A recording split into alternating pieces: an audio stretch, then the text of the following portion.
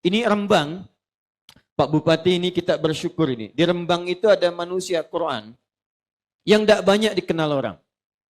Itu kalau Bapak Ibu tanya tentang fikih-fikih dalam Quran, itu beliau luar biasa itu. Namanya Gus Baha.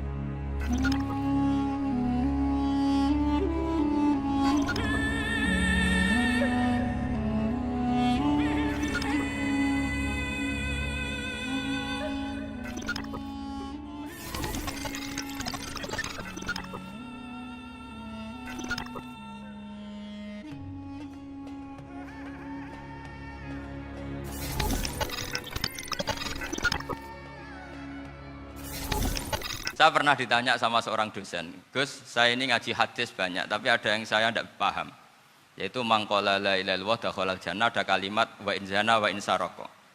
Meskipun pernah zina, pernah maling. Ini kan seakan-akan mentoleransi perzinaan dan pemalingan.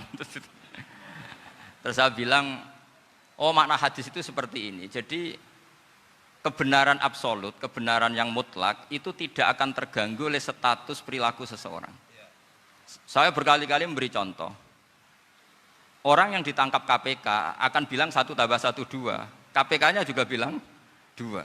Rivalitas dalam politik, Pak Prabowo ya bilang 2, Pak Jokowi juga bilang 2. Orang yang zaniyah, yang lonte pun akan bilang 2. Muftinya juga bilang 2. Ketua MUI-nya juga bilang 2. Artinya gini, kebenaran yang absolut adalah kebenaran yang siapapun akan meyakini seperti itu. Seperti 1 ditambah 1 2. Kamu punya musuh bilang 2. Kalau ibu-ibu ini punya maru, ya marunya bilang 2 tadi tambah mama. Enggak tahu saya terjemahnya apa tadi. Nah, kebenaran yang absolut itu kebenaran yang siapapun pasti mengakui.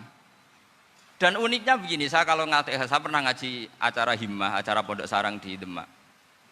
Kalau kamu bilang 1 ditambah 1 menjadi 2, untuk mengatakan 2 itu kamu butuh hadiah enggak? Mereka semua jawab enggak. Kita semua enjoy saja mengatakan tembok itu putih. Kenapa? Karena memang putih. Kita mengatakan 1 tambah 1 2 karena memang kita tanpa presentasi dapat hadiah, dapat penghormatan. Kenapa untuk mengatakan Allah itu Tuhan kita butuh surga? Memangnya kalau tidak ada surga Allah tidak jadi Tuhan? Ini problem orang soleh-soleh yang terlalu pesimis. Makanya nanti orang-orang soleh itu masuk surganya berat. Tapi kalau orang alim lebih gampang kira-kira seperti itu.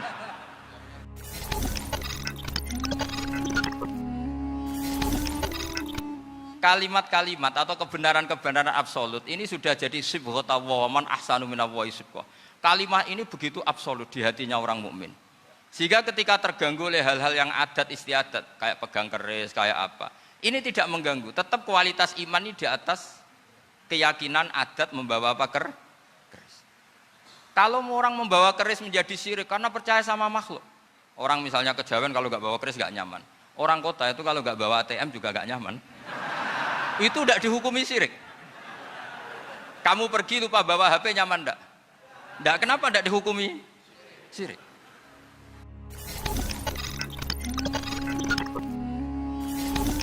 Saya termasuk ulama yang mau bikin gerakan cangkem elek.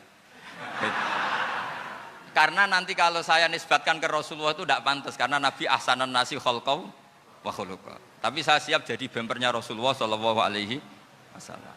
Pernah ada diskusi di Jakarta, ini kisah nyata. Apa dalilnya setelah sholat salaman? Mana hadisnya? Itu dijawab hadisnya tentu kita kesulitan. Kalaupun ada hadisnya dhaif semua yang masalah musafahah. Akhirnya mau tidak mau dijawab pakai cangkem elek. Boleh enggak kamu setelah salam nyalain HP yang off? Boleh. Boleh enggak ke kamar mandi? Boleh. Oh berarti kencing boleh, nyalain HP boleh, yang enggak boleh itu ingat Allah. Karena mereka mengkritik wiridan, ngeritik salah salam. Akhirnya mikir deh. Ada enggak hadisnya orang setelah sholat nyalain HP? Enggak ada kan? Tapi mereka nyalain HP enggak hambatan, tapi untuk salaman masalahkan. Ke kamar mandi boleh, tapi untuk wiridan enggak boleh. Akhirnya mereka sadar, oh iya. Lama-lama dibisi gini yang kelompok itu. Kamu itu korban aliran supaya kamu enggak ingat Allah, ingatnya HP-nya. Sehingga orang wiridan kamu kritik, orang nyalain HP enggak kamu kritik. Itu kelompok itu adalah kelompok orang-orang yang supaya orang Islam itu lupa Tuhannya. Itu gerakan cangkem elek, tapi jadikan orang sadar. Jadi ini penting. Jadi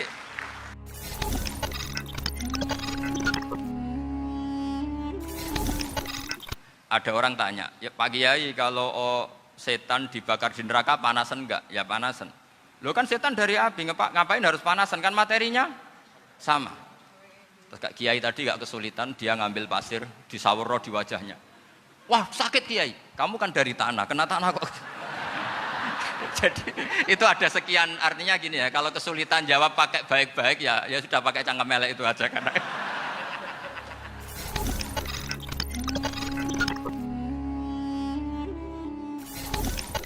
Saya pernah ditanya sama seseorang, Gus, beberapa nabi itu kan poligami. Poligami itu bukti hipersek. Karena yang tanya itu orang nasionalis yang nggak pati senang Islam. Terus tak balik tanya, perempuan itu makhluk lemah enggak? Ya lemah. Kalau nolong lama satu itu gimana? Ya baik. Kenapa nolong dua jadi tidak baik? Harusnya kalau nolong tiga tidak baik. Tapi saya tidak dukung poligami. Enggak. Ini cerita saya. Setidaknya mereka jadi ingat. Saya itu pernah ditanya agak-agak orang ateis. Dia benci Islam tapi neliti Islam. Pertanyaan kedua, kenapa dalam perang itu seakan-akan Nabi itu perampok, hartanya orang kafir disita kemudian menjadi ghanimah, itu kan kayak ngerampok. Terus saya tanya gini, kalau ada penjahat ke rumah kamu kemudian pakai senjata api, setelah kamu ringkus, itu senjata api kamu kembalikan apa kamu sita? Oh ya saya sita, kalau tak kembalikan dipakai ngerampok lagi. Ya sama seperti itu, kalau kekuatan mereka dikembalikan akan dipakai kekuatan mereka lagi.